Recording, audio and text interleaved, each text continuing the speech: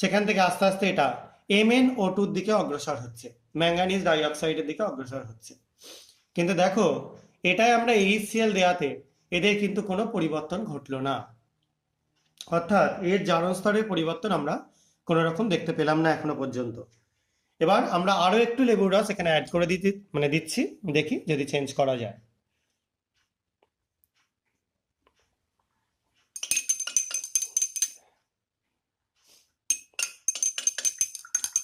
দেখো, রংটা ফেড হয়ে যাচ্ছে, সাদাটে হয়ে যাচ্ছে, অর্থাৎ এখানেও কিন্তু রিয়াকশন হচ্ছে।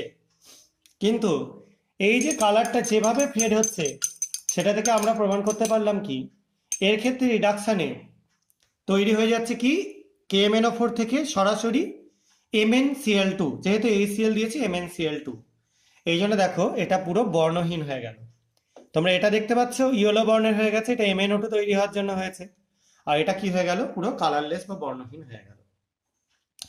এটাই হলো